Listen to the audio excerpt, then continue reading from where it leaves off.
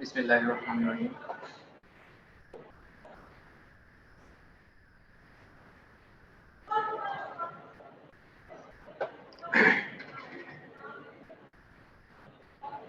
हमारा आज का टॉपिक है ट्रैक्शन, स्प्लिंटिंग एंड पीओपी। ठीक है, फ्रैक्चर प्रिंसिपल ऑफ ट्रीटमेंट, यानी कि फ्रैक्चर को ट्रीट करने के कौन कौन से प्रिंसिपल्स हैं उनको हम देखते हैं। सबसे पहले तो फ्रैक्चर हुआ है, फ्रैक्चर को रिड्यूस करना। ठीक है, रिड्यूस करने का मतलब क्या होता है? Restore the alignment of the bone fragment. जो बोन फ्रैगमेंट हुए हैं, यानी कि जो हड्डी टूट के इधर उधर हो गई है, अपनी नॉर्मल अलाइनमेंट से अवे हो गई है, उसको दोबारा अपनी प्रॉपर जगह पे लेके आना। ठीक है, उसको बोलते हैं restore the alignment of the bone fragments. ठीक है, एक एक पीस हुआ है, दो पीस हुए हैं, या बोन सिर्फ और सिर्फ दो हिस्सों में डिवाइड हुई है। ठीक है, जितने भी पीसेस हुए हैं उनको अलाइन करना है एक दूसरे के साथ उनकी प्रॉपर पोजीशन के ऊपर, उसको बोलते हैं रिडक्शन। रिडक्शन कैसे कैसे की जा सकती है? मैनिपुलेशन करके। ठीक है, यानी कि घुमा फिरा के किसी भी तरीके से उसको अपनी जगह पे लेके आना है हमने, उस चीज को बोलते हैं मैनिपुलेशन। उसके बाद मैकेनिकल ट्रैक्शन, यानी कि उसको खींच के अपनी जगह पे लेके आना, उसको बोलते हैं मैकेनिकल ट्रैक्शन। उसके बाद ऑपरेटिव रिडक्शन। अगर मैनिपुलेशन और मैकेनिकल ट्रैक्शन के बावजूद जो बोन है वो अपनी जगह पे नहीं आ रही, देन सर्जिकली हम ओपन करेंगे। ओपन करने के बाद बोन को उसकी प्रॉपर जगह पे ला के नेल्स और स्क्रू के साथ उस जगह पे हमने फिक्स करना होता है। ठीक है, उसको बोलते हैं ऑपरेटिव रिडक्शन। क्लियर है? समझ आ रही है आप लोगों को? Yes sir. हाँ जी, बोला करें, कम से कम मुझे पता हो कि क्लास में कोई है। उसके यस बाद सर। सर वो माइक ऑफ किया होता है ना इसलिए। ठीक है, hold and maintain the reduction. अब हमने रिडक्शन कर दिया, रिडक्शन को अब हमने मेंटेन रखना है ताकि बोन दोबारा अपनी जो नॉर्मल अलाइनमेंट है उससे परे ना हट जाए। ठीक है, अपनी नॉर्मल अलाइनमेंट उसकी दोबारा से खराब ना हो जाए, तो उसको उस जगह पे होल्ड करके रखना है। ठीक है, होल्ड और maintain the reduction. Sustained traction, किस चीज से हम उसकी रिडक्शन को मेंटेन रख सकते हैं? या तो कंटिन्यूस ट्रैक्शन देके, traction by gravity, balance traction, fixed traction, cast splintage, functional bracing, internal fixation, external fixation. ठीक है, या तो हम वहां पे ट्रैक्शन लगा के, या स्प्लिंट लगा के, या उसको इंटरनली, यानी कि हमने जिस जगह पे फ्रैक्चर हुआ है उसको सर्जिकली ओपन किया है, ओपन करके बोन को आपस में एंड टू एंड हमने उसको जोड़ा है, जोड़ने के बाद हमने उसको नेल्स और स्क्रू के साथ फिक्स कर दिया। इसको बोलते हैं इंटरनल फिक्सेशन। या एक्सटर्नली हमने उसको उसकी जगह पे यानी कि रिड्यूस करके उसको हमने साइडों से उसको फिक्स कर दिया ताकि वो दोबारा से मूव ना कर सके कहीं से। उसके बाद रिहेबिलिटेशन एंड एक्सरसाइज। रिड्यूस करने के बाद हमने उस रिडक्शन को मेंटेन करना है। और नंबर 3 हमारे पास जो स्टेप है फ्रैक्चर ट्रीट करने के प्रिंसिपल में, हमने उसकी रिहैब करवानी है। ठीक है, उसको एक्सरसाइजेज करवानी है। उसके बाद ट्रैक्शन के बारे में हम सबसे पहले पढ़ते हैं। Traction is a method of restoring alignment to a fracture through gradual neutralisation of muscular forces.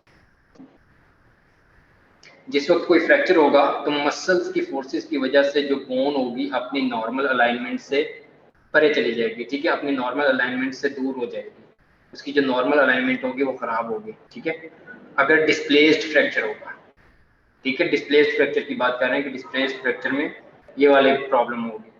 तो ट्रैक्शन में हम क्या करते हैं कि हम ट्रैक्शन उसको खींच के उसकी नॉर्मल पोजीशन पे लेके आते हैं। Traction is applied to the link distal to the fracture.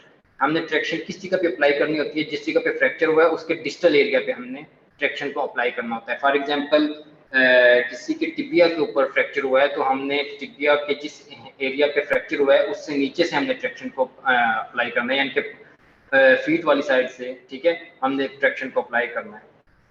Traction is to apply to the limb distal to the fracture so as to exert continuous pull in the long axis of the bone.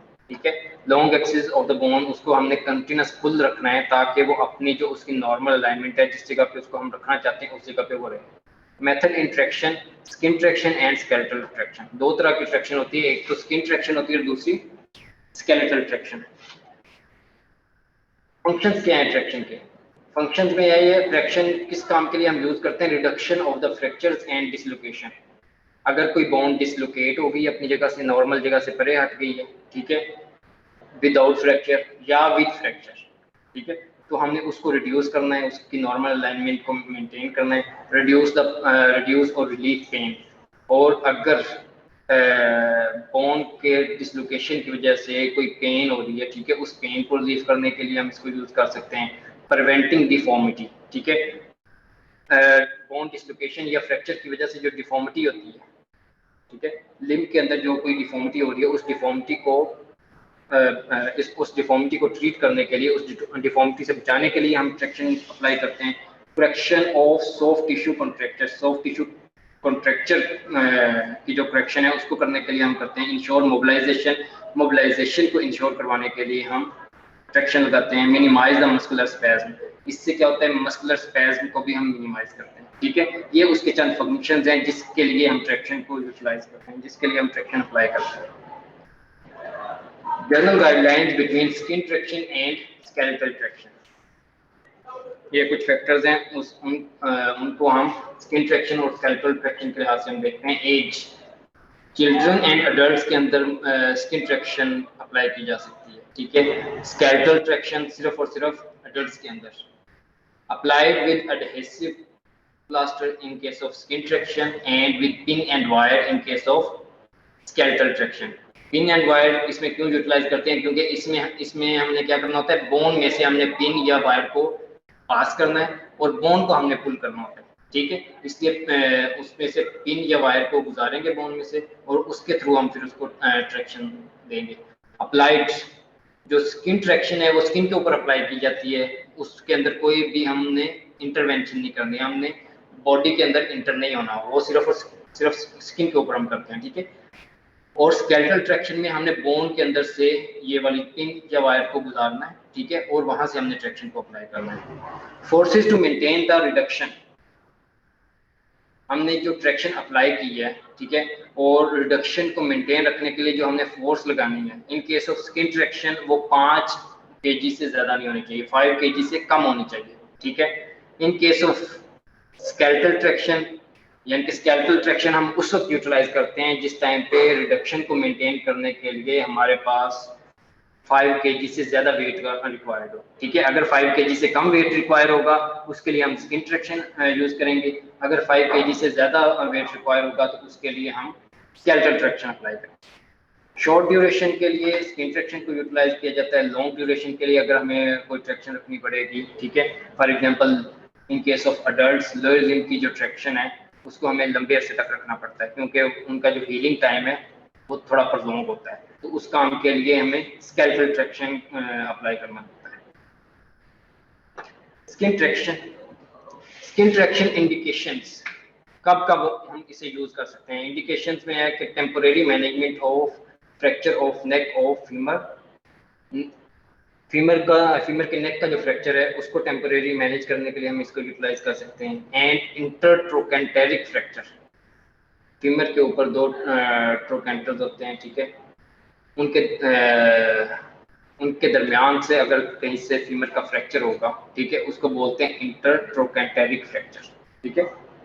Lesser trochanter होता है और greater trochanter होता है। Laser और greater के दरमियान में एक लाइन होती है जहां से अगर फ्रैक्चर हो तो उसको इंटरट्रोकेंटेरिक फ्रैक्चर बोलते हैं, ठीक है। उसकी टेम्पोरेरी मैनेजमेंट के लिए हम स्किन ट्रैक्शन अप्लाई कर सकते हैं। Management of femoral shaft fracture, femur shaft का अगर फ्रैक्चर होगा, शाफ्ट समझते हैं आप लोग,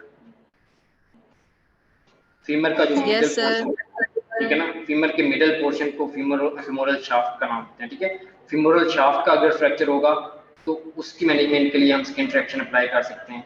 उसके अलावा अनडिस्प्लेस्ड फ्रैक्चर ऑफ द असिटाबुलम, असिटाबुलम का अगर फ्रैक्चर हुआ है, असिटाबुलम वो प्लेस है जिस जगह पे हेड ऑफ फीमर जाके हिप बोन के साथ ज्वाइन बनाता है, ठीक है, उसको असिटाबुलम बोलते हैं। असिटाबुलम का अगर फ्रैक्चर हुआ है और वो अनडिस्प्लेस्ड, ठीक है, यानी कि वो अपनी जगह फ्रैक्चर हुआ है लेकिन वो फिर भी अपनी जगह पे मौजूद है, उस टाइम पे भी स्किन ट्रैक्शन अप्लाई करते हैं।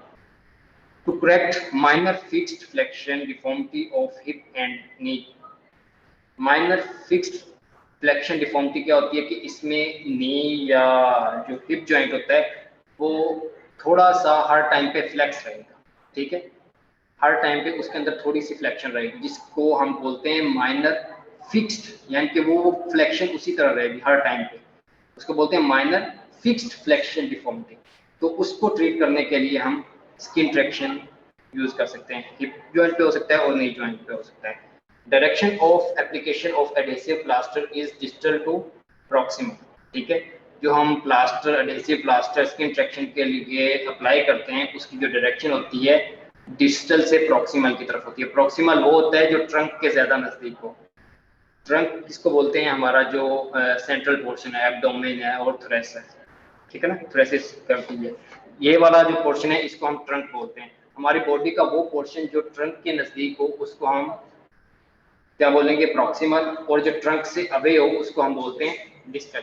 ठीक है, यानी कि ये वाली आप अगर देखें तो इससे आप लोगों को ये पता चलता है कि ये वाले जो फ्रैक्चर्स हैं माइनर है। ठीक है, इनके लिए हमें जो फोर्स ट्रैक्शन के लिए अप्लाई करनी है वो लेस देन 5 kg होती है। ठीक है, स्किन ट्रैक्शन इंडिकेशंस में हमने देख लिया। स्किन ट्रैक्शन की आप कॉन्ट्राइंडिकेशन देखते हैं, abrasion and lacerations of the skin in the area to which traction is to be applied। ठीक है, जिस एरिया पे हमने ट्रैक्शन अप्लाई करना है, ठीक है, जिस एरिया पे हमने वो एडहेसिव प्लास्टर जो है उसको लगाना है, उस जगह पे अगर अब्रेजन है यानी कि जो स्किन है उसकी डिसकंटिन्यूएशन हुई हुई है, स्किन के ऊपर कोई भी उसके अब्रेजन बनी हुई है, ठीक है, स्किन वहां से डैमेज हुई हुई है, उस कंडीशन में, या लेसिडेटेड वुंड है, ब्लंट इंजरी की वजह से अगर कोई वुंड हुआ है, ठीक है, स्किन की कंटिन्यूटी किसी भी वजह से अगर नॉर्मल नहीं है, वहां पे वुंड बन चुका है, ठीक है, of skin in the area to which traction is to be applied, यानी कि जिस एरिया पे हम ट्रैक्शन अप्लाई करना चाह रहे हैं उस जगह पे स्किन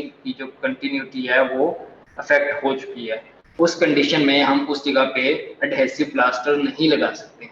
ठीक है, तो ये एक कॉन्ट्रा इंडिकेशन है फॉर स्किन ट्रैक्शन। उसके अलावा disturbance in blood circulation such as varicose vein और इम्पेंडिंग गैंग्रीन, और अगर उस जिस एरिया पे हम स्किन ट्रैक्शन लगाना चाहते हैं उस एरिया की ब्लड सर्कुलेशन के अंदर कोई डिस्टर्बेंस है, या तो उस जगह पे वेरिकोज वेन है for example in case of lower limbs, या वहां पे कोई गैंग्रीन ऑलरेडी गैंग्रीन हो रही है किसी भी वजह से, डायबिटिक्स में हो सकती है, ठीक है, किसी भी वजह से अगर वहां पे गैंग्रीन हो रही है, तो ये क्या है, इस इन कंडीशन में उस एरिया की जो ब्लड सप्लाई होती है वो कंप्रोमाइज होती है पहले से। ठीक है, अगर उस जगह पे हम स्किन ट्रैक्शन अप्लाई करेंगे तो स्किन ट्रैक्शन में हम क्या करते हैं कि एडहेसिव प्लास्टर अप्लाई करते हैं। एडहेसिव प्लास्टर उस जगह की ब्लड सप्लाई को मजीद कंप्रोमाइज कर देता है। ठीक है, तो उस कंडीशन की वजह से अगर वहां पे गैंग्रीन होगी तो वो मजीद उसका गैंग्रीन का जो इफेक्ट्स होंगे मजीद वर्स हो जाएंगे। गैंग्रीन क्योंकि वो ब्लड सप्लाई और कम हो जाएगी ना, तो पहले ही वहाँ पे ब्लीडिंग या लैसरेशन से बना हो तो वो ब्लड सप्लाई नहीं पहुंचेगी, तो यही लक्षणों को और जी गैंग्रीन क्या होता है, गैंग्रीन होता है डेड टिश्यूज। ठीक है, पहले ही वहां से उसकी स्किन जो है ब्लड सर्कुलेशन कंप्रोमाइज होने की वजह से डेड हो रही है। ठीक है, वहां पे हम और ब्लड सप्लाई को कंप्रोमाइज करेंगे तो स्किन मजीद डेड होना स्टार्ट होगी। ठीक है, उसके बाद है डर्माटाइटिस, अगर स्किन की इन्फ्लेमेशन है तो उस कंडीशन में भी हम स्किन ट्रैक्शन जो है वो अप्लाई नहीं कर सकते। ये इसकी कुछ कॉन्ट्राइंडिकेशंस है। उसके बाद स्किन ट्रैक्शन कॉम्प्लिकेशन, हमने स्किन ट्रैक्शन जो है वो अप्लाई की, अप्लाई करने के बाद वहां पे क्या क्या प्रॉब्लम्स हो सकती हैं, एलर्जिक रिएक्शन हो सकते हैं, यानी कि एडहेसिव प्लास्टर लगाने की वजह से एलर्जिक रिएक्शन हो सकते हैं, excoriation of the skin, skin के ऊपर आपको वो खारिश और वो जो स्किन है उसकी इन्फ्लेमेशन हो सकती है, प्रेशर सोर्स बन सकते हैं, क्योंकि जो अगर ज्यादा प्रेशर के साथ उस एडहेसिव प्लास्टर को लगा दिया गया है तो उसकी वजह से प्रेशर सोर्स बन सकते हैं बोनी प्रोमिनेंसेस के ऊपर। ठीक है, उसके अलावा कॉमन पेरोनियल नर्व पाल्सी हो सकती है, पेरोनियल नर्व के ऊपर अगर ज्यादा प्रेशर के साथ आपने प्लास्टर को अप्लाई किया तो पेरोनियल नर्व पाल्सी हो सकती है। ये उसकी कुछ कॉम्प्लिकेशंस है, ये कब आती हैं, प्लास्टर अप्लाई करने के बाद आती हैं। ठीक है, देखेंगे ये कुछ इस तरह स्किन ट्रैक्शन अप्लाई की जाती है। इसमें हमने किसी भी तरीके से स्किन के अंदर इंटरवीन नहीं करना, स्किन के ऊपर से ही हमने एडहेसिव प्लास्टर लगाना है और उसके साथ हमने वेट को सस्टेन करना है। ठीक है, ये इसका राइट मेथड है। ओवरलैप 50%, जो हमने स्टेप अप्लाई करने हैं उसका 50% दूसरी तरफ से उसको ओवरलैप करना चाहिए। इस पे आप देखें कि ओवरलैपिंग नहीं है, ये गलत मेथड। ठीक है, apply the overlapping bandage spirally overlapping by half. Skeletal traction indications for most cases in which skin traction is contraindicated, यानी कि जिस टाइम स्किन ट्रैक्शन जो है वो कॉन्ट्राइंडिकेटेड है उस टाइम पे हम स्केलेटल ट्रैक्शन लगा सकते हैं। ठीक है, कॉन्ट्राइंडिकेशंस हमने स्किन ट्रैक्शन की पढ़ ली हैं, तो जब स्किन ट्रैक्शन की कॉन्ट्राइंडिकेशंस आ जाएंगी उस टाइम पे हम स्केलेटल ट्रैक्शन अप्लाई कर सकते हैं। ठीक है, ये एक इसकी इंडिकेशन है। उसके बाद है patient with external fixators inside to. अगर पेशेंट में एक्सटर्नल फिक्सेटर्स हमने लगाए हैं, ठीक है, बोन को एक्सटर्नली हमने फिक्स करने की कोशिश की है, उस कंडीशन में हम स्केलेटल ट्रैक्शन दे सकते हैं। Weight required for traction is more than 5 kg। ठीक है, अगर हमने ट्रैक्शन के लिए जो वेट है वो 5 kg से ज्यादा रखना है तो उस कंडीशन में भी स्केलेटल ट्रैक्शन अप्लाई करेंगे। ये इसकी कुछ इंडिकेशन है। स्केलेटल ट्रैक्शन एप्लीकेशन, अब स्केलेटल ट्रैक्शन को अप्लाई किस तरह करेंगे? अंडर जनरल और लोकल एनेस्थीसिया।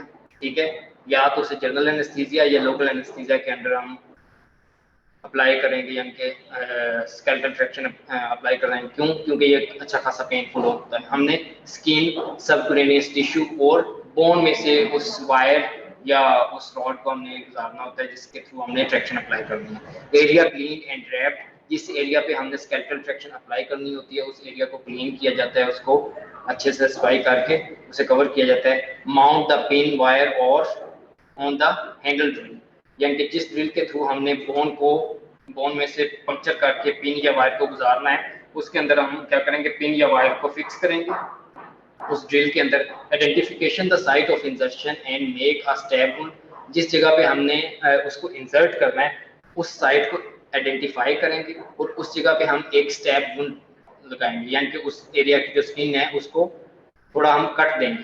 कट देने के बाद hold pin horizontally at right angle to long axis of the ring, और जो पिन हमने वहां से गुजारनी है, ठीक है, ड्रिल के थ्रू, हम उसको हॉरिजॉन्टली एट राइट एंगल यानी कि 90 के एंगल पे हम उसको फिट करेंगे और वहां से हम उसको गुजारेंगे। ठीक है, apply small cotton wool pads soaked with pointing around the pins to seal the wound. उस पिन या वायर को गुजारने के बाद हम उस एरिया को पायोडीन के साथ वहां पे सफाई करके उसकी बैंडेज करवा देंगे। ठीक है, और उस वुंड को सील कर देंगे ताकि उसका वो जगह जो है इन्फेक्ट ना हो। ठीक है, pin should pass only through skin, subcutaneous tissue and bone. जो पिन है वो सिर्फ और सिर्फ किन चीजों को पास करनी चाहिए? स्किन को, सबक्यूटेनियस टिश्यूज को और बोन को। ठीक है, वो वाली पिन ना तो मसल्स में से पास करे ना ही किसी टेंडन को डैमेज करे। अगर टेंडन या मसल में से पास करेगी तो फेसाइटिस काज करवा सकती है। ठीक है, टेंडिनाइटिस काज करवा सकती है। तो इन दोनों चीजों में से पास नहीं करनी चाहिए, सिर्फ और सिर्फ स्किन, सबक्यूटेनियस टिश्यूज और बोन में से पास करनी चाहिए। Pin used for skeletal traction, pin man pin है, उसके बाद डेनहम पिन। ठीक है, डेनहम पिन जो होती है strong stout wire with a threaded portion in the middle. इसके मिडल के अंदर एक थ्रेडेड पोर्शन होता है। Used in calcaneus bone like calcaneum and osteoporotic bone, यानी कि जो वीक बोन्स होती है ना, जिनके टूटने का ज्यादा खतरा होता है, उसके अंदर हम डेनहम पिन जो होती है उसको हम यूटिलाइज करते हैं। ठीक है, जो स्ट्रॉन्ग बोन होती है उसके अंदर स्टिनमैन पिन को हम यूज करते हैं। Common sites for skeletal traction, skeletal traction के लिए कौन कौन सी कॉमन साइट है, किस किस जगह पे हम स्केलेटल ट्रैक्शन अप्लाई कर सकते हैं? ओलिक्रेनिन प्रोसेस के ऊपर हम स्केलेटल ट्रैक्शन अप्लाई कर सकते हैं। किस जगह पे होता है ओलिक्रेनिन प्रोसेस? अपर लिम्ब में अल्ना का जो पोर्शन एल्बो जॉइंट बना रहा है, ठीक है ना, उसको हम ओलिक्रेनिन बोलते हैं। उसके बाद ग्रेटर ट्रोकेंटर, ठीक है, वहां पे इसको अप्लाई कर सकते हैं। उसके बाद lower end of the femur, दो ट्रोकेंटर होते हैं, मीडियम ग्रेटर और लेसर ट्रोकेंटर। ठीक है, ग्रेटर ट्रोकेंटर के ऊपर इसको हम अप्लाई कर सकते हैं स्केलेटल ट्रैक्शन को। उसके बाद lower end of femur, femur का जो लोअर एंड है वहां पे अप्लाई कर सकते हैं। अपर एंड ऑफ टिबिया, टिबिया के अपर एंड पे, lower end of tibia and calcaneum. ठीक है, ये वाली साइट्स हैं जिस जगह पे हम स्केलेटल ट्रैक्शन को अप्लाई कर सकते हैं। Olecranon pin traction used for supracondylar and distal humerus fracture. जो ओलिक्रेनिन पिन ट्रैक्शन है उसका यूज किया है एक तो सुप्राकॉन्डाइलर। ठीक है, सुप्राकॉन्डाइलर कौन से होते हैं? ह्यूमरस का जो डिस्टल पोर्शन है ना, जो एल्बो जॉइंट बना रहा है, उसका एक मीडियल कॉन्डाइल होता है और एक लेटरल कॉन्डाइल होता है। ठीक है, इस मीडियल और लेटरल कंडाइल से थोड़ा सा ऊपर अगर फ्रैक्चर हो तो उसको बोलते हैं सुप्रा कंडाइलर फ्रैक्चर, ठीक है। उस सुप्रा कंडाइलर फ्रैक्चर के ट्रीटमेंट के लिए, ठीक है, ट्रैक्शन के लिए हम स्केलेटल ट्रैक्शन यूज कर सकते हैं। उसके अलावा डिस्टल ह्यूमरस फ्रैक्चर, और ह्यूमरस फ्रैक्चर के शाफ्ट का जो डिस्टल एंड है उस जगह पे अगर कोई फ्रैक्चर हो तो उसके लिए हम olecranon pin traction use कर सकते हैं, ठीक है। उसके बाद है upper femoral traction used for medial और एंटीरियर फोर्स एसिटाबुलर फ्रैक्चर, ठीक है। जो अपर फीमोरल ट्रैक्शन है उसको हम किस में यूज करते हैं, मीडियल और anterior force. Medial side force की वजह से अगर कोई एसिटाबुलर फ्रैक्चर हुआ है या एंटीरियर फोर्स से अगर कोई एसिटाबुलर फ्रैक्चर हुआ है उसके लिए हम अपर फीमोरल ट्रैक्शन यूज कर सकते हैं।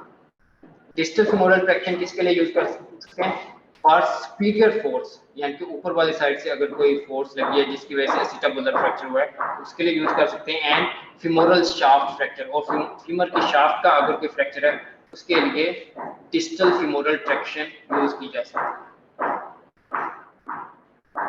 प्रोक्सिमल टिबियल ट्रैक्शन, टिबिया के प्रोक्सिमल एरिया से अगर हम स्केलेटल ट्रैक्शन यूज करते हैं तो उसका यूटिलाइजेशन किस काम के लिए की जाती है, used for the distal femoral shaft fracture. Femur के अगर डिस्टल एंड का कोई फ्रैक्चर हुआ है, फीमोरल शाफ्ट के लोअर एंड का अगर कोई फ्रैक्चर हुआ है उसको अगर हम ट्रैक्शन अप्लाई करना चाहते हैं तो उसके लिए हम प्रोक्सिमल टिबियल ट्रैक्शन यूटिलाइज कर सकते हैं। उसके बाद है distal tibial traction. Distal tibial traction used for certain tibial plateau fracture, यानी कि distal tibial traction used for certain tibial plateau fracture. Tibia के अगर प्रोक्सिमल एंड का अगर कोई फ्रैक्चर है तो उसके लिए हम डिस्टल टिबियल ट्रैक्शन को यूटिलाइज कर सकते हैं। उसके बाद है calcaneal traction used for tibial shaft fracture. Tibia की अगर शाफ्ट का फ्रैक्चर है, ठीक है, टिबिया के मिडल पोर्शन का अगर कोई भी फ्रैक्चर है तो उसके लिए टिबिया का जो लास्ट पोर्शन है, ठीक है, कैल्केनियल ट्रैक्शन उसके लिए अप्लाई कर सकते हैं या लोअर टिबिया के ऊपर अगर हम ट्रैक्शन अप्लाई कर सकते हैं। उसके अलावा एंड कैल्केनियन फ्रैक्चर, और कैल्केनियन फ्रैक्चर के लिए कैल्केनियन ट्रैक्शन जो है उसको अप्लाई किया जा सकता है। स्केलेटल ट्रैक्शन कॉम्प्लिकेशन जिसकी कौन कौन सी हो सकती हैं, अब तक हमने देख लिया कि किस किस जगह पे स्केलेटल ट्रैक्शन को अप्लाई किया जा सकता है। अब उसकी वजह से कॉम्प्लिकेशंस क्या क्या हो सकती हैं, यानी कि अप्लाई करने के बाद कौन कौन से प्रॉब्लम्स हो सकते हैं। मेल यूनियन, जिस बोन की यूनियन के लिए हमने उसको अप्लाई किया था वो बोन आपस में अगर जुड़े ही ना, ठीक है, मेल यूनियन उसको बोलते हैं। या तो मेल यूनियन हो सकती है, ठीक है। अप्लाई करने की वजह से अगर जो अप्लाइड फोर्स थी वो कम थी या ज्यादा थी, कम या ज्यादा होने की वजह से उसकी जो रिडक्शन थी वो प्रॉपर नहीं हो सकी, ठीक है। प्रॉपर ना होने की वजह से वो किसी अबनॉर्मल तरीके से जो बोन है वो हील हो गई, ठीक है। वो एंड टू एंड हील नहीं हुई लेकिन साइड टू साइड हील हो गई, ठीक है। उसकी वजह से क्या हो सकती है, डिफॉर्मिटी हो सकती है। लिगामेंटस डैमेज, स्केलेटल ट्रैक्शन की वजह से अगर कोई लिगामेंट भी उसके दरमियान हमने किसी को टियर कर दी है, ठीक है। नॉर्मली होना क्या चाहिए था, स्किन, सबक्यूटेनियस टिश्यू और बोन में से गुजरना चाहिए था। अगर हम किसी लिगामेंट में से पास कर गए, ठीक है, और लंबे अरसे तक वहां से हमने ट्रैक्शन अप्लाई की है तो वो लिगामेंट भी डैमेज हो सकता है। Introduction of infection into the bone, हम क्या कर रहे हैं, एक फॉरेन बॉडी को हम इंट्रोड्यूस कर रहे हैं इनटू द बॉडी, ठीक है।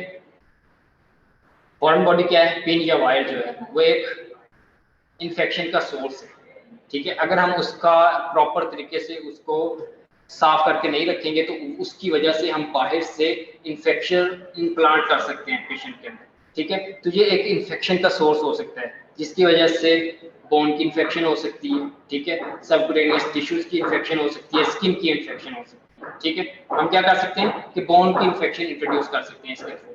Damage to the epiphyseal growth plate during skeletal traction, अगर हम एपिफाइसियल प्लेट में से पिन या वायर को गुजार देंगे, ठीक है, तो एपिफाइसियल ग्रोथ प्लेट जो होगी वो डिस्ट्रॉय हो जाएगी, और जिस बोन की हमने एपिफाइसियल प्लेट को डिस्ट्रॉय किया है उस बोन की जो ग्रोथ होगी वो अरेस्ट हो जाएगी, वो बोन जो है वो आगे ग्रोथ नहीं कर सकेगी। क्यों, क्योंकि ग्रोथ करने के लिए एपिफाइसियल ग्रोथ प्लेट जो है वो इम्पोर्टेंट है। उसके बाद है नर्व इंजरी, अगर स्केलेटल ट्रैक्शन अप्लाई करते वक्त हमने किसी नर्व को डैमेज कर दिया है तो उसकी वजह से नर्व इंजरी हो सकती है। अब टिल नाउ किसी को कोई कंफ्यूजन है? समझ आ रही है?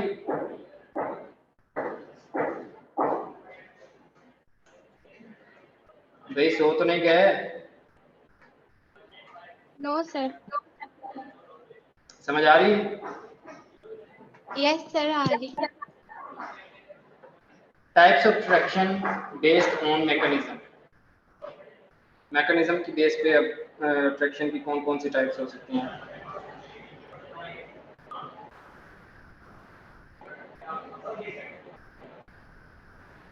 Fixed traction by applying force against a fixed point of the body. Fixed traction में क्या होगा, हम एक फिक्स्ड पॉइंट के अगेंस्ट ट्रैक्शन को अप्लाई कर रहे हैं, ठीक है। उसके बाद है traction by the gravity, only apply for fractures of the upper limb.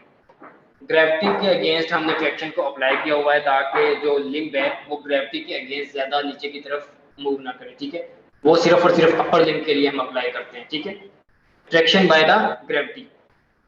Balance traction, balance traction में क्या होता है, the pull is exerted against an opposing force.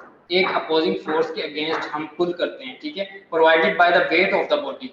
वो अपोजिंग फोर्स कौन सी है, बॉडी का अपना वेट है, ठीक है। When the foot of the bed is raised, type of traction based on the mechanism.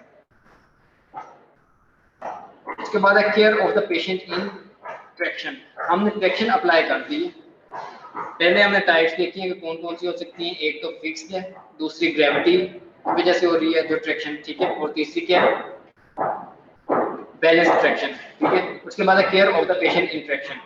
Traction apply कर दिया तो उस टाइम पे हमें पेशेंट की कौन कौन सी चीज़ों के हमने मॉनिटर करना है। Traction should be made comfortable, जो हमने ट्रैक्शन की है वो कंफर्टेबल होनी चाहिए। ये नहीं है कि ट्रैक्शन की वजह से पेशेंट पेन के साथ चीख रहा है, चिल्ला रहा है, ठीक है। Proper functioning of the traction unit must be insured. जो ट्रैक्शन हमने अप्लाई किया वो अपना काम ठीक तरीके से कर रही है या नहीं कर रही। उसने उस जिस बोन को हमने रिड्यूस करके अपनी जगह पे मेंटेन रखने के लिए ट्रैक्शन अप्लाई की है, आया कि वो बोन अपनी जगह पे, अपनी सही जगह पे है या नहीं है, ठीक है, उस चीज को हमने इंश्योर करना है। Sensation over toe and finger should be normal. हमने ट्रैक्शन अप्लाई की है, ठीक है। ट्रैक्शन अप्लाई करने के बाद हम पेशेंट के फिंगर और टो की सेंसेशन को चेक करते हैं, ठीक है। पेशेंट को कहते हैं कि फील हो रहा है या नहीं हो रहा, पेन सेंसेशन फील हो रही है, वार्म सेंसेशन फील हो रही है या नहीं हो रही, ठीक है। उसकी फिंगर्स और टोज की जो सेंसेशंस है उनको हमें चेक करना है।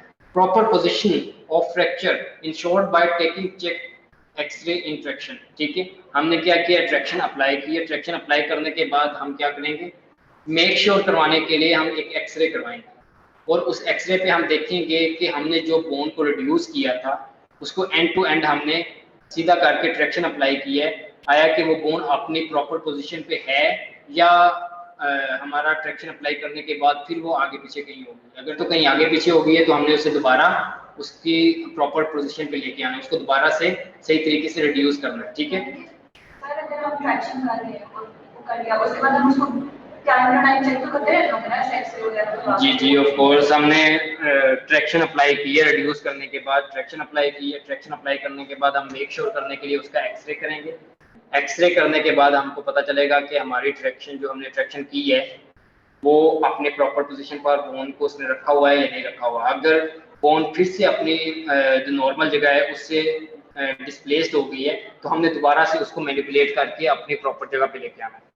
Physiotherapy of the limb should be continue to minimise the muscle wasting.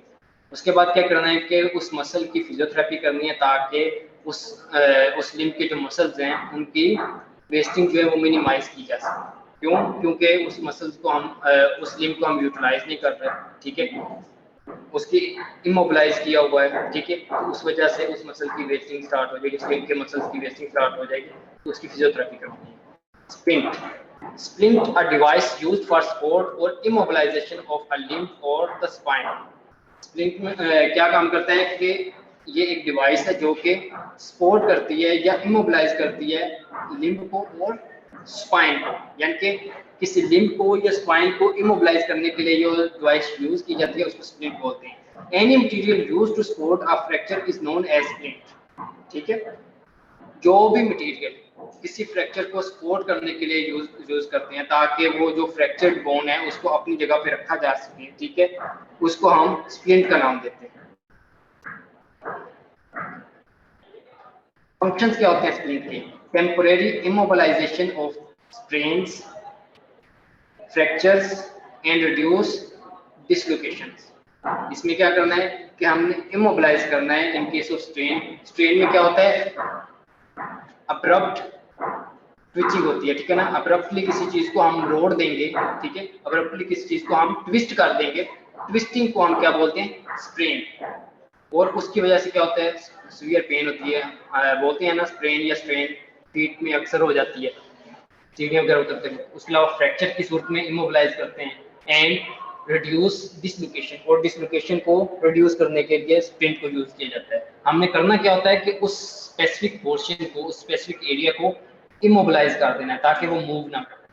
Control of pen, और उसके अलावा स्प्लिंट यूज किया जाता है पेन को कंट्रोल करने के लिए। फैसिलिटेट द पेशेंट ट्रांसपोर्टेशन, अगर पेशेंट को हमने एक मेडिकल फैसिलिटी से दूसरी मेडिकल फैसिलिटी तक पहुंचाना है या घर से किसी मेडिकल फैसिलिटी तक, हॉस्पिटल तक पहुंचाना है, ठीक है, तो उस कंडीशन में हम क्या करते हैं कि उस फ्रैक्चर्ड एरिया को हम इमोबिलाइज कर देते हैं किसी ना किसी चीज के साथ, ठीक है। जिस भी चीज के साथ हम उसको इमोबिलाइज करेंगे उसको हम स्प्लिंट कराएंगे। Prevention of further soft tissue और न्यूरोवास्कुलर इंजरी, जिस वक्त कोई फ्रैक्चर होगा, ठीक है, अगर वो मूव करता रहेगा, ठीक है, जिस वक्त हम पेशेंट को लेके जा रहे हैं या आ रहे हैं, ठीक है, अगर हमने उसको इमोबिलाइज नहीं किया तो वो उसके इर्द गिर्द पड़ी हुई नर्व्स को और वेसल्स को इंजर करेगा, ठीक है। जिस वक्त हम उसको इमोबिलाइज कर देंगे, उसको पकड़ के बांध देंगे, ठीक है, तो वो साथ वाली जो वेसल्स और नर्व्स हैं उसको इंजर नहीं कर सकेगा, उनको डैमेज नहीं कर सकेगा, ठीक है। तो उनको प्रिवेंट करने के लिए हम स्प्लिंट को यूज कर सकते हैं। Decrease the risk of converting a minor injury to a major injury. Minor injury हुई है, ठीक है, एक फ्रैक्चर हो गया, ठीक है, उस फ्रैक्चर के साथ अगर हमने उसको स्प्लिंट नहीं लगाया और उसकी वजह से कोई आर्टरी डैमेज हो गई है तो वहां पे सीवियर हेमरेज हो सकता है। तो माइनर इंजरी किस जगह पर, किस चीज में चेंज हो गई? एक मेजर इंजरी के अंदर, ठीक है। या फ्रैक्चर हुआ है, ठीक है, और उसने किसी नर्व को डैमेज कर दिया, उसने किसी नर्व को काट दिया, ठीक है, वो भी एक माइनर इंजरी मेजर में कन्वर्ट हो जाएगी।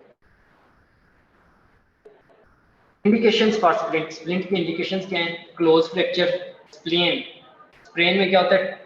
ट्विस्ट द लिगामेंट, लिगामेंट अगर ट्विस्ट हो जाए तो उसको स्प्रेन बोलते हैं, ठीक है। जॉइंट इन्फेक्शन की सूरत में टीनोसाइनोवाइटिस, जो थंब है इसको दो जो टेंडन सप्लाई कर रही होती हैं, ठीक है, उनकी अगर इन्फ्लेमेशन हो जाए तो उसको टीनोसाइनोवाइटिस का नाम देते हैं। Laceration over the joints, joints के ऊपर अगर जो स्किन है वो लेसरेट हो जाए, स्किन के अंदर इंसिजन आ जाए, ठीक है, ब्लंट ट्रॉमा की वजह से। Puncture wound and animal bite of the hand and feet, अगर हैंड या फीट के ऊपर कोई पंक्चर वुंड हो जाए, पंक्चर वुंड होता है जिसकी डेप्थ ज्यादा हो और उसकी जो चौड़ाई है वो कम हो, ठीक है, उसकी डेप्थ उसकी चौड़ाई से ज्यादा हो, उसको पंक्चर वुंड का नाम देते हैं या स्टैब वुंड का नाम देते हैं। उसके अलावा क्या है? Animal bite of hands and feet, अगर किसी एनिमल ने हैंड या फीट के ऊपर बाइट कर दिया तो उस कंडीशन में स्प्लिंट लगा सकते हैं, और डिसलोकेशंस की सूरत में। ये उसकी इंडिकेशंस हैं स्प्लिंट की। उसके बाद है Contra indications. Contra indications, open fracture होगा उसमें हम स्प्लिंट नहीं लगाएंगे, एक्सट्रीम स्वेलिंग की कंडीशन में हम स्प्लिंट नहीं लगाएंगे, ठीक है, क्योंकि उस कंडीशन में क्या होगा? सीवियर पेन होनी स्टार्ट हो जाएगी।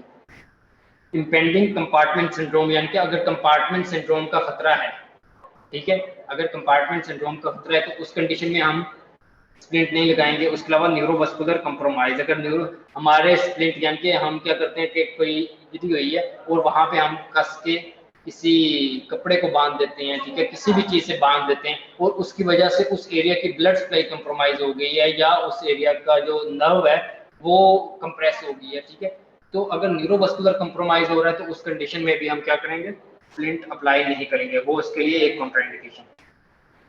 कॉम्प्लिकेशंस ऑफ स्प्लिंट, हमने स्प्लिंट लगाया तो उसकी वजह से कौन कौन सी कॉम्प्लिकेशंस हो सकती हैं? Rarely occur if applied correctly, अगर करेक्टली अप्लाई किया हो तो कॉम्प्लिकेशंस होने के बहुत रेयर चांसेस हैं, बहुत कम कॉम्प्लिकेशंस होती हैं, ठीक है। Most common are sores, abrasions and secondary infection from loose और इल फिटिंग स्प्लिंट, ठीक है, इसकी वजह से सोर्स बन सकते हैं, अब्रेजन्स हो सकती हैं, यानी कि स्किन के ऊपर स्किन की कंटिन्यूटी डिस्टर्ब हो सकती है, सेकेंडरी इन्फेक्शन हो सकती है, ठीक है, और उसके अलावा लूज और इल फिटिंग स्प्लिंट की वजह से ये प्रॉब्लम्स आएंगी, या तो उस स्प्लिंट को प्रॉपरली फिट नहीं किया गया या लूज था, तो उस वजह से ये वाली प्रॉब्लम्स आ सकती हैं।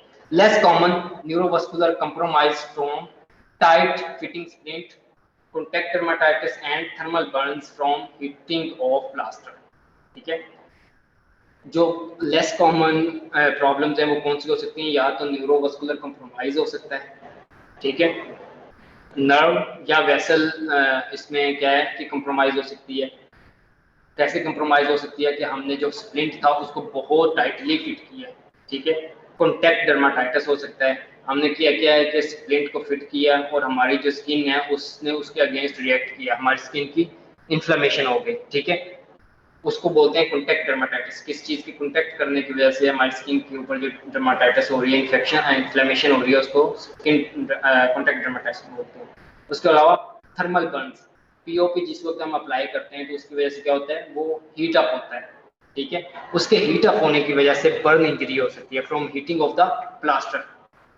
पीओपी अगर आप में से किसी ने अप्लाई करवाया हो तो आपको पता होगा कि जिस वक्त उसको पानी के अंदर हम वेट करके पेशेंट के वो हैंड या फीट या जिस भी जगह पे उसको हम रैप करते हैं, रैप करने के थोड़ा विद इन 1 मिनट वो इतना ज़्यादा हीट अप होता है कि पेशेंट को जलन होना स्टार्ट हो जाती है, ठीक है। अगर वो हद से ज़्यादा हीट अप हो तो उसकी वजह से थर्मल बर्न भी हो सकता है, यानी कि बर्न के चांसेस भी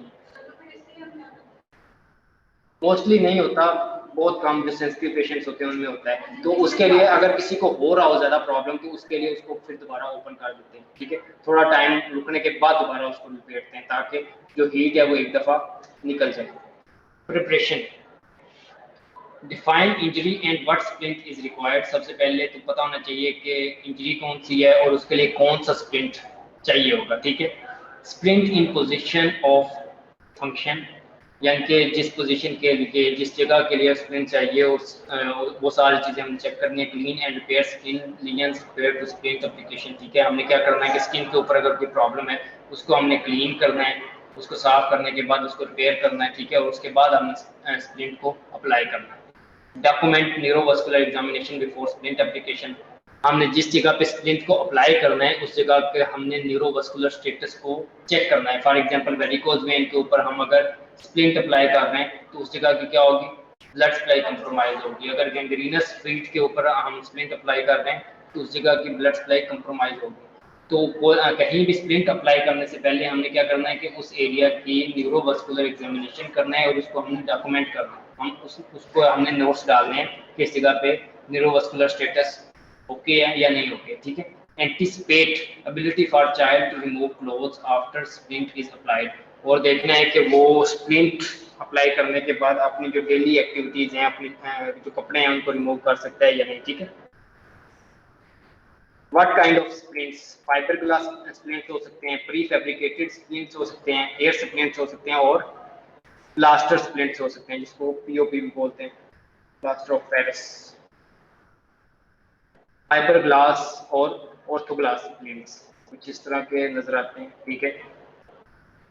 एडवांटेजेस इसके क्या होते हैं फाइबरग्लास के, easier to apply, easily apply किया जा सकता है, सेट मोर क्विकली, ये इजीली इसको अप्लाई भी किया जा सकता है, इजीली ये सेट हो जाता है, लाइट वेट होता है, ठीक है, वाटर रेजिस्टेंट होता है, तो इसलिए इसके अंदर वाटर अगर चला भी जाए तो उसकी वजह से कोई इशू नहीं होगा, ठीक है। उसके अलावा डिसएडवांटेज इसके क्या है, एक्सपेंसिव, कॉस्ट इफेक्टिव नहीं है, ठीक है, मोर डिफिकल्ट टू मोल्ड, और इसके अंदर कोई भी मॉडिफिकेशंस नहीं होती, जिस जगह पे होगा उसी जगह पे रहेगा, यानी कि जो इसकी डिफॉल्ट फॉर्मेशन आएगी, जो कंपनी ने जिस तरह का बना दिया उसी तरह का रहेगा। प्लास्टर ऑफ पेरिस है उसको हम अपने अकॉर्डिंगली मोल्ड कर सकते हैं, इसके अंदर हम कोई भी मॉडिफिकेशन नहीं कर सकते। Prefabricated means plastic shell lined with air cells, foam और gel component, same advantages and disadvantages as fibreglass, ठीक है। ये वो फाइबर ग्लास का बना होता है, ये प्लास्टिक शेल का बना होता है, लाइंड विथ एयर सेल्स, ठीक है। इसमें इसके भी एडवांटेजेस और डिसएडवांटेजेस सेम होते हैं, ठीक है। एयर और निमोटिक प्रिंट, निमोटिक भी बोलते हैं कि एयर फील्ड जो चीज उसको निमोटिक बोलते हैं, ठीक है। An air splint is used to immobilize a fracture using an inflatable spot. इसमें क्या होता है कि हम इसके अंदर एयर को फिल करेंगे और उसके थ्रू हम क्या करेंगे, उस फ्रैक्चर साइट को इमोबिलाइज करेंगे. They are plastic structures preformed in a factory to fit a specific part of the body. ये प्लास्टिक के बने होते हैं, ठीक है, और इनको हर बॉडी के पोर्शन के लिए स्पेसिफिक निमोटिक स्प्लिंट बनाया जाता है, ठीक है. Typically an air splint wraps around an arm or leg and holds the bones still while the patient is moved to the hospital. इसमें क्या होता है कि एयर स्प्लिंट को अगर लेग का फ्रैक्चर हुआ है तो लेग के ऊपर अप्लाई करेंगे, एयर आर्म का हुआ तो आर्म के ऊपर अप्लाई करेंगे और उसको इन्फ्लेट कर देंगे. इन्फ्लेट करेंगे तो वो उस एरिया की जो मूवमेंट होगी उसको रिस्ट्रिक्ट कर देगा, उसको काफ़ी हद तक रोक देगा, ठीक है, और ताकि हम पेशेंट को किसी मेडिकल फैसिलिटी तक मूव कर सकें. This type of splint is not generally used for long-term support of a fracture as it is less secure and provides less structural support than plaster splints और fiberglass. ये इस तरह के जो splint होते हैं इसको हम जनरली मोबिलाइजेशन के लिए यूटिलाइज करते हैं, यानी कि जिस जगह पर पेशेंट को फ्रैक्चर हुआ है वहां से लगा के उसको हॉस्पिटल तक लेके जाना है. वहां पे क्या होगा, उसके लिए डेफिनेटिव प्रोसीजर आगे करेंगे, ठीक है. कुछ इस तरह के नजर आएंगे. Air splint on upper limb. Specific splints and orthosis. Upper extremities. Elbow and forearm. Long arm posterior splint. Double sugar tongue splint. उसके अलावा forearm और wrist के लिए volar forearm, poke up splint, sugar tongue splint.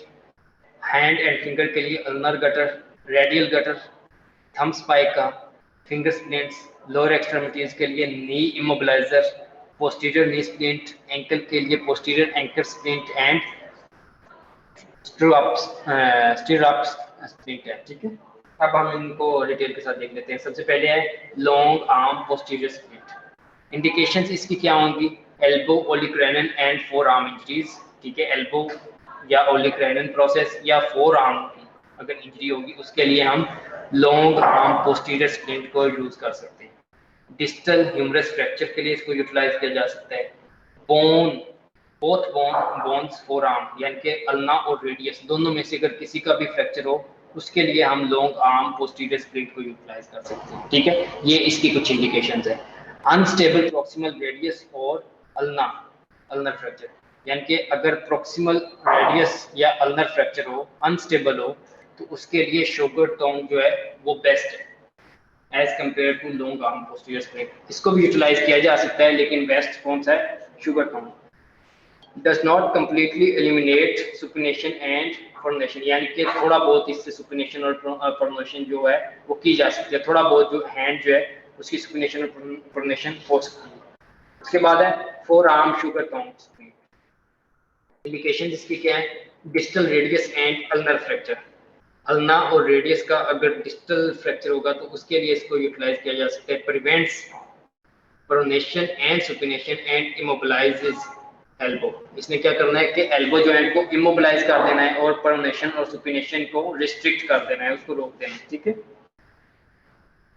उसके बाद है double sugar Tong.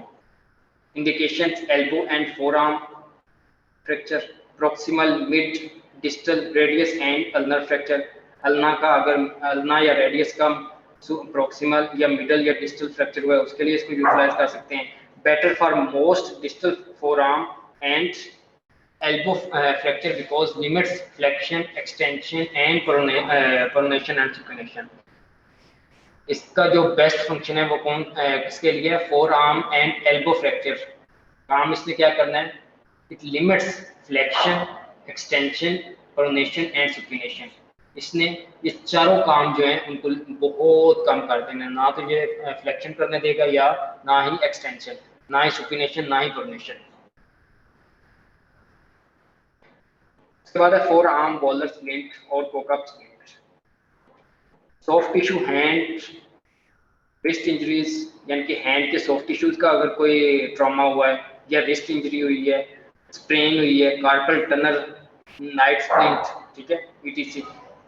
इसमें most wrist fractures अगर रिस्ट फ्रैक्चर हुआ है उसकी वजह से, उसके लिए हम इसको अप्लाई कर सकते हैं 2nd to 5th metacarpal fracture, यानी कि जो थंब को छोड़ के दूसरी जितने भी मेटाकार्पल बोन्स हैं उनका अगर फ्रैक्चर हो गया, उसके लिए इसको हम यूज कर सकते हैं फोर आर्म बोलर स्प्लिंट को। इसके अलावा most add a dorsal splint for increased stability sandwiched splint. इसमें क्या करते हैं कि एक स्प्लिंट ऊपर लगाते हैं और एक स्प्लिंट नीचे, ठीक है ना, यानी कि जिस एरिया पे फ्रैक्चर हुआ है एक स्प्लिंट बैक साइड पे लगाएंगे और एक फ्रंट के ऊपर। Not used for distal radius और अल्नर फ्रैक्चर। डिस्टल अल्ना या रेडियस का फ्रैक्चर हो उसके लिए इसको यूटिलाइज नहीं कर सकते। Can still supinate and pronate. क्यों नहीं इसको यूज कर सकते? क्योंकि इसमें सुपिनेशन और प्रोनेशन दोनों हो सकते हैं, और सुपिनेशन और प्रोनेशन अगर दोनों होंगे तो डिस्टल अल्ना और रेडियस जो है वो स्टेबल नहीं रहेगा। आप अगर अपने हैंड को मूव करके देखें, अगर हम सुपिनेशन या प्रोनेशन करते हैं तो डिस्टल अल्ना और रेडियस जो है वो दोनों मूव कर रहे हैं, ठीक है। तो इसलिए डिस्टल अल्ना और रेडियस के फ्रैक्चर के लिए इसको यूटिलाइज नहीं करेंगे। उसके बाद रेडियल एंड अल्नर गटर, ये भी स्प्लिंट है, रेडियल गटर और ulnar gutter. Indication ulnar gutter के क्या हैं? Fractures phalangeal and metacarpal soft tissue injuries of the little and ring finger. Little और रिंग फिंगर के अगर इस साइड वाला जो लिटिल और रिंग फिंगर वाली साइड है उसकी अगर सॉफ्ट टिश्यूज की इंजरी हुई है, ठीक है, या मेटाकार्पल की इंजरी हुई है या फ्लेंजिस की इंजरी हुई है, तो उसमें हम क्या है अल्नर कटर यूज कर सकते हैं। इसी तरह सेम अगर फ्रैक्चर हुआ है फ्लेंजिस का, ठीक है, इंडेक्स फिंगर और मिडिल फिंगर में से फ्लेंजिस का हुआ है या मेटाकार्पल का हुआ है या सॉफ्ट टिश्यू इंजरी है, तो उसके लिए हम रेडियल कटर यूज कर सकते हैं। थंब स्पाइका, स्केफॉइड फ्रैक्चर सीन और सस्पेक्टेड। अगर स्केफॉइड फ्रैक्चर हो गया है, स्केफॉइड बोन कौन सी होती है? रिस्ट में एक बोन है जिसको हम स्केफॉइड बोन का नाम देते हैं, ठीक है। अगर उसका फ्रैक्चर हुआ है या उसको हम सस्पेक्ट कर रहे हैं, पेशेंट पेन की कंप्लेन के साथ है और हमें सस्पिशन है कि इसको स्केफॉइड फ्रैक्चर हो सकता है, अनडिस्प्लेस्ड स्केफॉइड फ्रैक्चर, यानी कि स्केफॉइड बोन जो है उसका फ्रैक्चर हो गया लेकिन वो डिस्प्लेस्ड नहीं, उस कंडीशन में हम थंब स्पाइका यूज करते हैं। Check the snuff box tenderness. Snuff box के ऊपर हम टेंडरनेस को चेक करेंगे। स्नफ बॉक्स पता है किसी का पे होता है जी। उसके बाद डिक्वेरिन साइनोवाइटिस, ये जो थंब है, थंब की तरफ जो दो टेंडन्स जा रही हैं उनकी अगर इन्फ्लेमेशन होती है उसको बोलते हैं डिक्वेरिन एटिनोसाइनोवाइटिस। वाइन ग्लास पोजीशन, इसको इस तरह हम रखेंगे, ठीक है, इसको बोलते हैं वाइन ग्लास अपीयरेंस। इसमें जो थंब होगा उसकी डायरेक्शन अपवर्ड होगी, direction of the thumb will be upward, यानी कि ये वाला जो जब हम थंब स्पाइका अप्लाई करेंगे ये कुछ इस पोजीशन में होगा, ठीक है, तो इसको हम बोलते हैं wine glass position. Finger splint, sprains, dynamic splint, sprain में इसको अप्लाई करते हैं। Dorsal volar finger splint, phalangeal fracture में इसको यूटिलाइज किया जा सकता है फिंगर स्प्लिंट को। थ्रू गटर स्प्लिंट के थ्रू इसको अप्लाई किया जा सकता है फ्लेंजियल फ्रैक्चर में, जिस तरह गटर स्प्लिंट अप्लाई करते हैं, यानी कि ये वाला फिंगर स्प्लिंट अप्लाई करके इसके ऊपर सुपरएडेड गटर स्प्लिंट अप्लाई करेंगे, ठीक है। Through gutter splint probably better for proximal fractures, proximal fracture के लिए इसको यूटिलाइज किया जाता है। नी इमोबिलाइजर, पोस्टीरियर नी स्प्लिंट। नी इमोबिलाइजर ये है कि नी को हमने इमोबिलाइज करना, नी जॉइंट को। इंडिकेशंस इसकी क्या है? Short term immobilisation of the soft tissues and ligamentous injuries of the knee और काफ। हमने नी या काफ मसल की जो मूवमेंट है उसको रिस्ट्रिक्ट करना है, इमोबिलाइज करना है।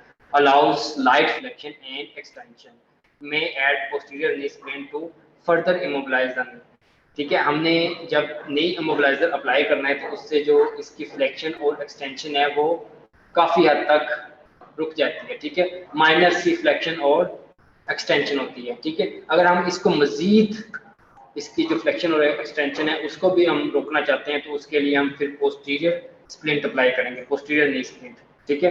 उससे उसकी इमोबिलाइजेशन और ज्यादा रिस्ट्रिक्ट हो जाएगी। पोस्टीरियर एंकल स्प्लिंट, इंडिकेशन इसकी क्या होती है? Distal tibia fibula fracture, tibia या फिबुला का अगर डिस्टल यानी कि फीट वाली साइड पे अगर कोई फ्रैक्चर हुआ है उस कंडीशन में हम इसको लगा सकते हैं। रिड्यूस्ड डिसलोकेशन के लिए इसको हम यूज कर सकते हैं। सीवियर स्प्रेन के लिए इसको यूटिलाइज किया जा सकता है। टार्सल एंड मेटाटार्सल फ्रैक्चर्स के लिए इसको यूटिलाइज किया जा सकता है। Use at least 12 to 15 layers of plaster, यानी कि इसको जब हम रैप करते हैं उसकी 12 से 15 लेयर्स हमने रैप करनी है, ठीक है, ताकि अच्छे तरीके से, क्योंकि इस फीट के ऊपर हम क्या करते हैं, वेट बेयरिंग एरिया है, ठीक है ना। जिस वक्त हम इसको ऊपर वेट डालेंगे, अगर हमने इसको टाइटली पैक ना किया हुआ तो बोन जो होंगी वो दोबारा से डिस्प्लेस हो जाएंगे, ठीक है। पेशेंट को जितना मर्जी समझा लें, पेशेंट कहीं ना कहीं उसको अपने फीट को यूटिलाइज करेगा और उसकी वजह से जो बोन्स होंगे वो अपनी जगह से डिस्प्लेस होंगे। use at least 12 to 15 layers of plaster, adding a coaptation splint or stirrup to posterior splint eliminate inversion. Aversion especially useful for unstable fractures and strain. ठीक है, इसमें क्या करना है कि हमने साथ में स्टिरअप जो स्प्लिंट है उसको भी अप्लाई कर देना है। स्टिरअप स्प्लिंट ने क्या करना है कि उसकी इन्वर्जन, ठीक है, इन्वर्जन और इवर्जन उनको उसने रिस्ट्रिक्ट करना है। ये हम स्पेशली किस टाइम पे अप्लाई करेंगे, वो फ्रैक्चर जो स्टेबल नहीं है, जो बार बार अपनी जगह से डिस्प्लेस हो रहे हैं, ठीक है, उस कंडीशन में हमने साथ में सुपर एडेड स्टिरअप भी ऐड कर देना, स्टिरअप स्प्लिंट। अब हम देखते हैं स्टिरअप स्प्लिंट। इंडिकेशन इसकी क्या है, similar to the posterior splint, less inversion and eversion and actually less plantar flexion. इसको हम किस लिए मेनली यूज कर रहे हैं, इन्वर्जन और इवर्जन को रोकने के लिए, इन्वर्जन और इन्वर्जन को रिस्ट्रिक्ट करने के लिए और प्लांटर फ्लेक्शन को कम करने के लिए। Great for ankle sprain, ankle sprain के लिए बहुत अच्छा है, ठीक है। 12 to 15 layers of 4 to 6 inch plaster, यानी कि उस प्लास्टर जिसकी जो थिकनेस है 4 to 6 इंचेस है, उसके 12 से 15 लेयर्स हमने लगानी। Direction of posterior leg splint with strip media lateral, ठीक है ना, मीडियल से लेटरल की तरफ हमने रैप करना स्टार्ट करना है, यानी कि मीडियल वाली साइड से स्टार्ट करके हमने ऐसे, ठीक है, कैसे जाना है, ये कौन सा है, क्लॉकवाइज डायरेक्शन में हमने इसको रैप करना स्टार्ट करना है। उसके बाद है कॉम्प्लिकेशंस इसकी क्या हो सकती हैं, बर्न्स हो सकते हैं, वही मैंने आप लोगों को बताया, thermal injury as plaster dries, जिस टाइम पे प्लास्टर ड्राई हो रहा होता है उस वो अच्छी खासी हीट प्रोड्यूस करता है, एक्सोथर्मिक रिएक्शन होता है, ठीक है। एक्सोथर्मिक में क्या होता है कि उसने हीट प्रोड्यूस करनी है, जिस वक्त हीट प्रोड्यूस करेगा उसकी वजह से बर्न हो सकता है। Hot water increase the number of layers, अगर हमने जिस उसको हम पानी के साथ भिगो के फिर लपेटना स्टार्ट करते हैं, ठीक है, जो प्लास्टर होता है, जब पानी के साथ उसको भिगो के लपेटना स्टार्ट करते हैं तो वहां से हीट प्रोड्यूस होती है। अगर हम उसको नॉर्मल पानी की बजाय गर्म पानी में भिगो देंगे तो हीट और ज्यादा प्रोड्यूस होगी, ठीक है। Hot water increase the number of layers, या नंबर ऑफ लेयर्स को हम अगर इंक्रीज कर देंगे तो रिएक्शन के लिए जो मटेरियल होगा वो भी ज्यादा हो जाएगा, ठीक है, तो उसकी वजह से भी ज्यादा होगा। एक्स्ट्रा फास्ट ड्राइंग, उसके अलावा क्या है, poor padding, all increase this risk of burn. If significant painful, remove the splint to cool, ठीक है। अगर अच्छी खासी पेन हो रही हो, पेशेंट अच्छा खासा बर्न की कंप्लेन कर रहा हो, तो हमने क्या करना है कि स्प्लिंट को रिमूव करके उसको पहले थोड़ा सा ठंडा होने दे, दोबारा उसको रिपेयर, ठीक है। उसके बाद क्या है, ischemia, reduce risk compared to casting but still a possibility, do not apply Vibral and SCE wraps tightly। Ischaemia का रिस्क उस टाइम पे होते हैं अगर हमने जो रैप किया है, ठीक है, जो स्प्लिंट हमने लगाया है वो बहुत टाइटली लगा दिया है। जब टाइटली लगाएंगे तो वस्कुलर कंप्रोमाइज होगा, वेसल्स जो होंगी उनके ऊपर प्रेशर आएगा, जिस वक्त वेसल्स के ऊपर प्रेशर होएगा तो ब्लड सप्लाई कंप्रोमाइज होगी, ठीक है।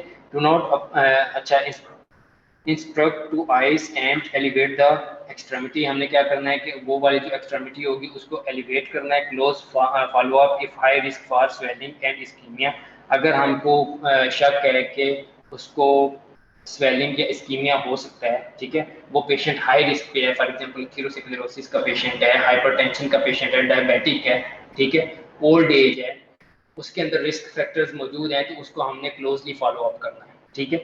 When in doubt cut it of and look, अगर हमको डाउट हो रहा है कि इसको इस्कीमिया हो रहा है, ठीक है, हम डाउट में है कि इस पेशेंट के लिम्ब को एक्सकीमिया हो रहा है बिकॉज ऑफ प्लास्टर, ठीक है ना, या स्प्लिंट, तो उस टाइम पे हमने क्या करना है कि उसको उतार के हमने चेक करना है, मेक श्योर करना है कि स्कीमिया तो नहीं हो रहा। अगर स्कीमिया हो गया तो वो लिंक आपके पेटे पड़ जाएगा, आपको उसका जवाब देना होगा कि ये स्कीमिया क्यों हुआ, ठीक है।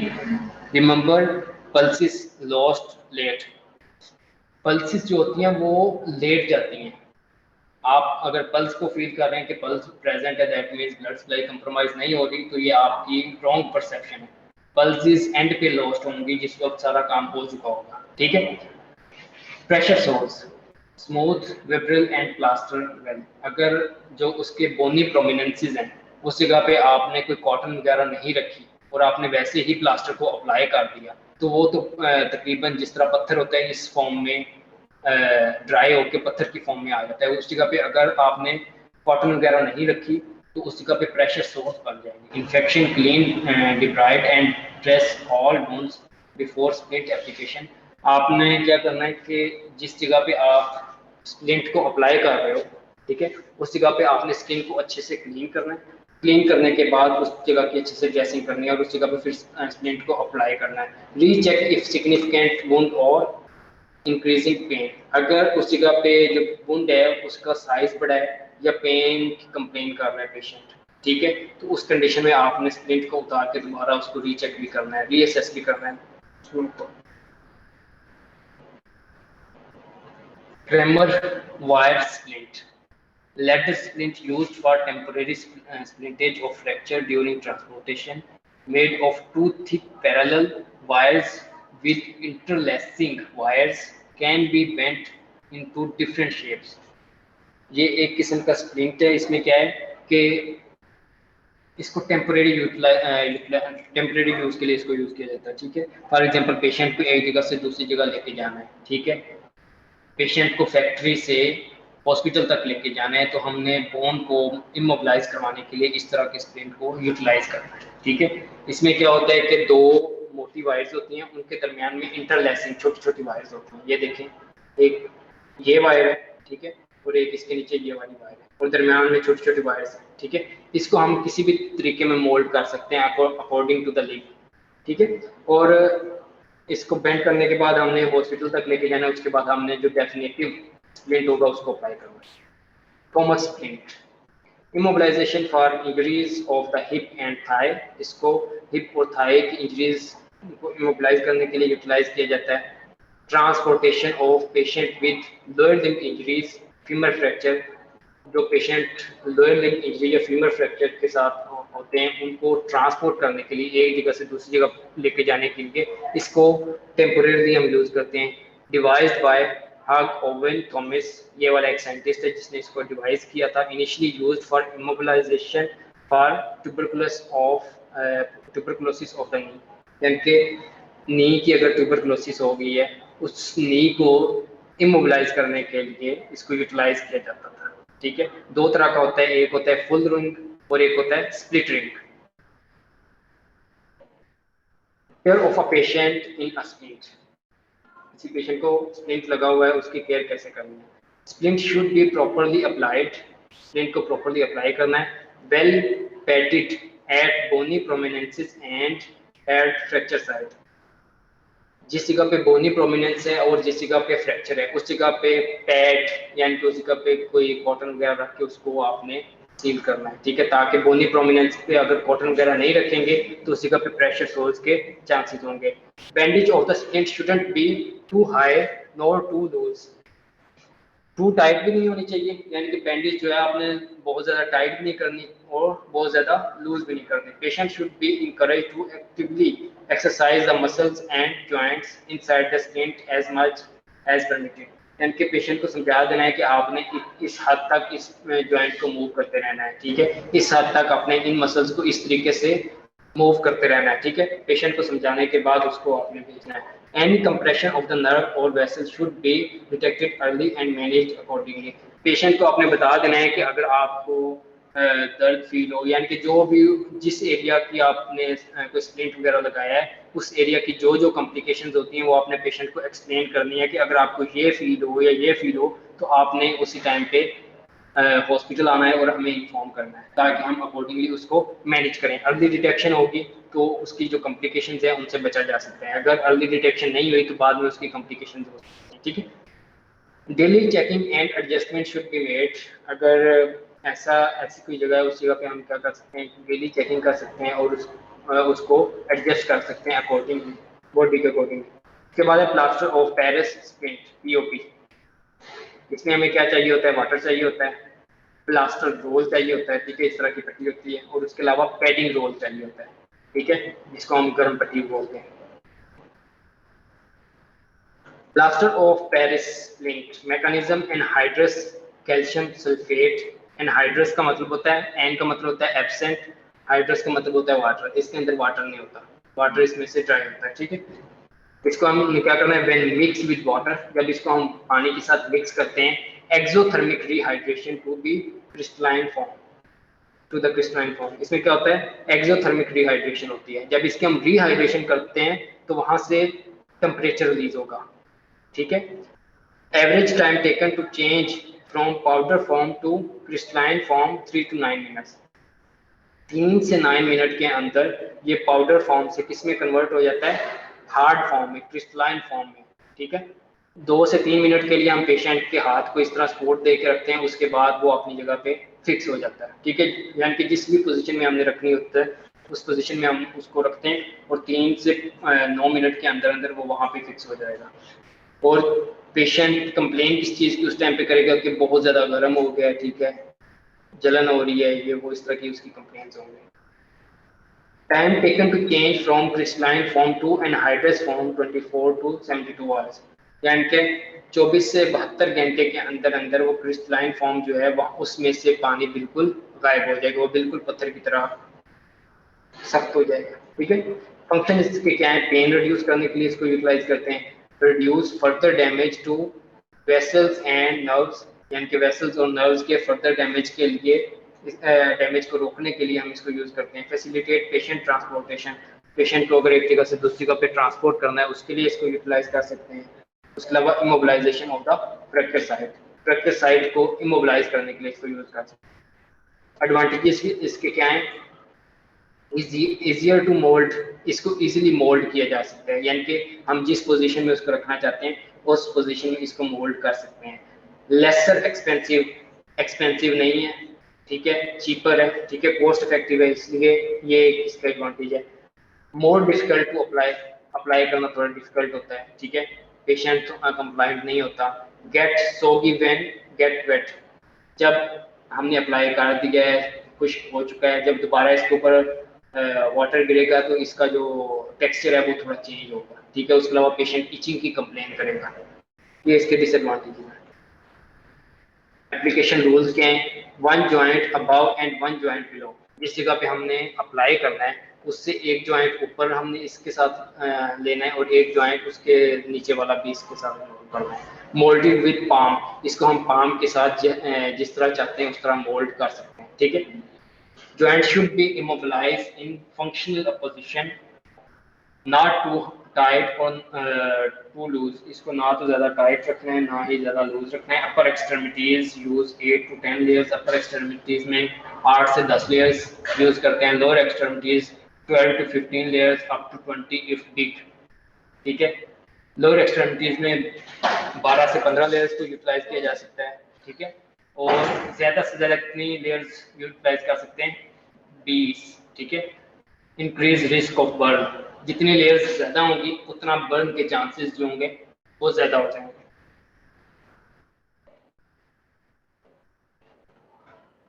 ऑर्थोबन is rolled on it evenly, ठीक है, जितना भी होगा उसको हमने इवनली एक दूसरा रोल करना है, ठीक है। ये नहीं है कि एक जगह पे जो पीओपी है वो ज़्यादा हो, एक जगह पे कम हो। POP is soaked in water until all the air bubbles escape, then mold on one end and gently remove excess water from the plaster। हमने क्या करना है कि इसको वाटर में सोक्ड करना है, वाटर में इसको भिगो के रखना है और उस टाइम तक भिगोए रखना है जब तक वहाँ से जो बबल्स निकल रहे हैं वो बाहर नहीं हो जाते, ठीक है। बबल्स निकलते रहेंगे उस टाइम तक ये पड़ा रहे। उसके बाद जब इसको हम निकालेंगे फिर इसको हम रैप करना स्टार्ट करेंगे। और करना क्या, रैप करने से पहले इसमें से जो एक्सेस वाटर है उसको हमने निकाल देना है, ठीक है।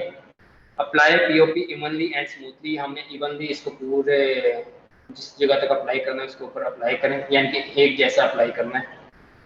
Immediately mould the cast away from the bony points, जिस जगह पे हमने इसको फिक्स करना है, जिस पोजीशन में फिक्स करना है उसको हमने उसी टाइम पे मोल्ड करना है, उस पोजीशन के अंदर उसको मोल्ड करवाना है, ठीक है। क्योंकि विद इन 3 मिनट ये क्रिस्टलाइन फॉर्म में चेंज हो जाएगा, 3 to 9 मिनट्स के अंदर होता है। तो इसको हमने क्या करना है, इमीडिएटली जैसे ही हम उसको रैप करेंगे उसके साथ ही हमने इसको मोल्ड भी करना है। कॉम्प्लिकेशंस इसकी क्या आ सकती हैं, tight cast, compartment syndrome cast करवा सकती है। प्रिवेंशन, एलिवेट द लिम्ब, इस प्रिवेंट कैसे कर सकते हैं कि उस जिस लिम्ब को हमने अप्लाई किया उसको एलिवेट करवा देना है। प्रेशर सोर्स हो सकते हैं, इसकी प्रिवेंशन कैसे कर सकते हैं, पैडिंग ऑल बोनी प्रेमिनेंसेस, जिस जगह जो भी बोनी प्रेमिनेंसेस होंगी वहाँ पे हम कॉटन रखेंगे, ठीक है।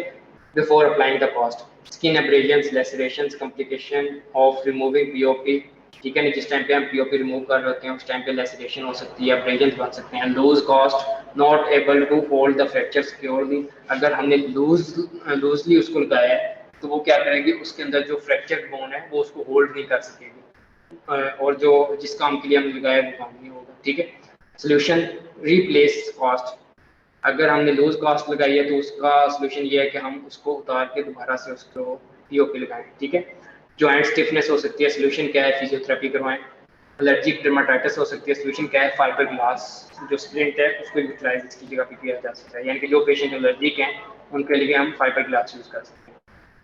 केयर क्या है, not to expose POP cast to extreme heat और मॉइस्चर, पीओपी कास्ट को ज़्यादा हीट वाली जगह पे नहीं एक्सपोज करना और ना ही मॉइस्चर वाली जगह पे एक्सपोज करना है। Do not insert anything underneath cast, cast के नीचे कोई चीज़ इंटर नहीं करवानी, ये अगर कोई चीज़ इंटर करवाएंगे अगर वो वहाँ पे स्टक होगी तो वो स्किन को डैमेज करेगी, ठीक है।